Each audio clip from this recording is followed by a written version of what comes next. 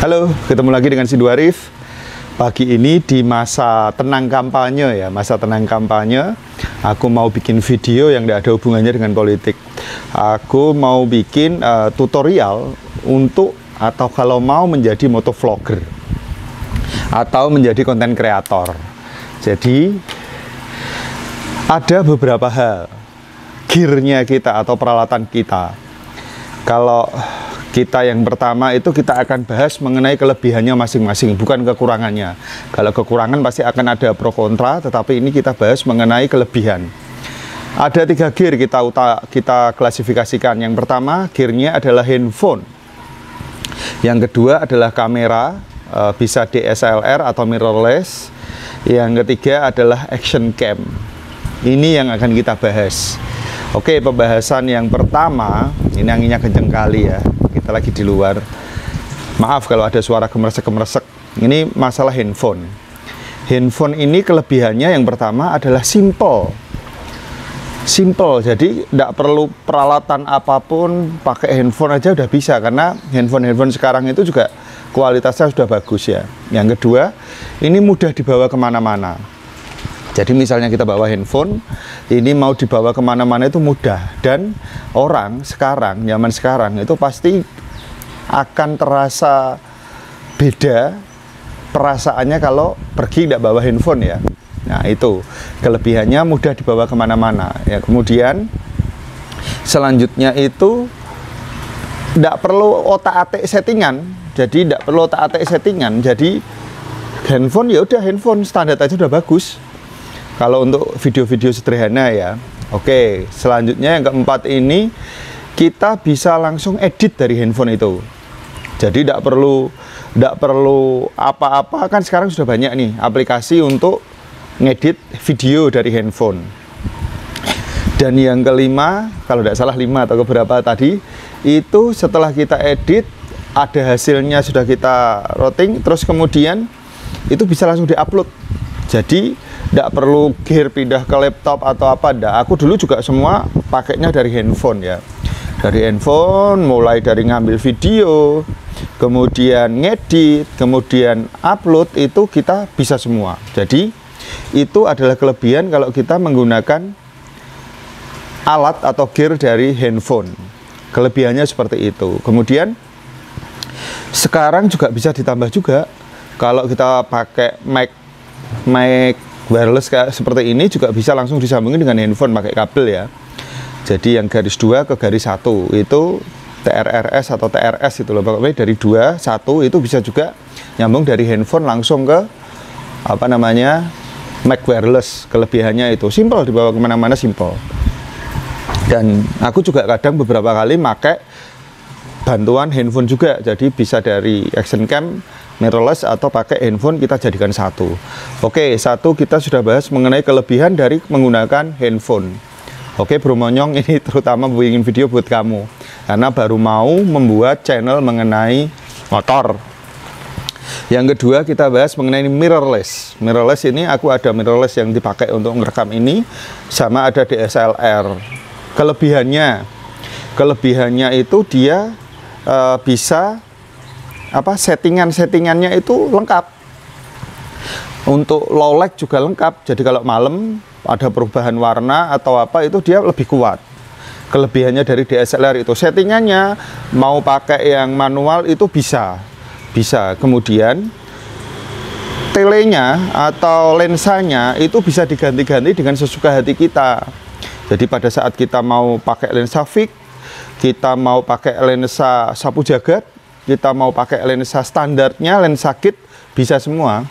Dan memang serunya kalau kita hobi di apa namanya kamera itu, serunya itu bisa ganti-ganti lensa, settingannya itu juga banyak. Kalau orang yang mau mengulik ya, orang yang mau mengulik itu bisa.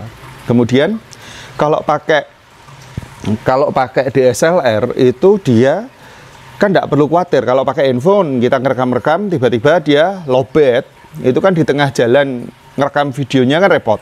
Tetapi kalau pakai DSLR atau mirrorless itu dia aman, dia nggak perlu takut kalau habis baterainya, ya habis di sini. Selama perjalanan dia masih bisa ngantung handphone, bisa telepon-telepon, WA-an masih bisa. Kelebihannya itu habisin baterai yang ada di mirrorless itu lebih aman. Sama kalau ke plusnya juga sama, bisa dikasih mic eksternal. Jadi mic wireless seperti ini bisa digunakan di DSLR. Nah, gimbal sama tadi, handphone sama DSLR, biar videonya enggak goyang-goyang, stabil, bisa pakai gimbal ya, gimbal. Kelebihan dari DSLR seperti itu maupun mirrorless. Sekarang yang kita bahas selanjutnya adalah kelebihan dari action cam. Action cam aku dulu pernah beli yang Xiaomi Yicam itu. Selanjutnya aku pakai GoPro. Ini masih GoPro lama loh. Dulu dari sejak GoPro keluar baru ini, GoPro Hero 6 itu aku sudah pakai. Nah, kelebihannya, tak ambil lagi. Kelebihannya dari action cam, dia ini kecil, lebih ringkes. Kualitasnya bisa 4K, yang terbaru aku udah update ya. Ini aku pakai yang Hero 6, itu sudah bisa 4K. Jadi kualitas videonya itu lebih bagus. Kemudian dia ini bisa ditaruh di mana aja, mountingnya itu banyak. Ada strap yang di dada, ada yang di helm, ditaruh di helm. Kalau kita ngevlog itu pakai helm, ditaruh di motor itu juga bisa. Jadi bisa menghadap kita dan lain-lain. Ini sangat enak ya kalau kita gunakan. Dan kelebihannya ini selain tadi kualitas, kecil, ringkes, bisa ditaruh di mana aja. Ini ada kelebihannya lagi, ini waterproof.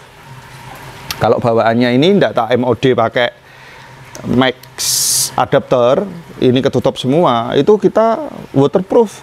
Masuk di dalam kolam renang, sungai, laut, itu dia masih bisa ngerekod tanpa takut rusak. Kelebihannya dari action cam ini. Kalau misalnya kelebihannya lagi, kalau misalnya untuk wawancara, ini tinggal sama, ini dilepas, ada mic adapter, dikasih mic wireless, ini pun bisa.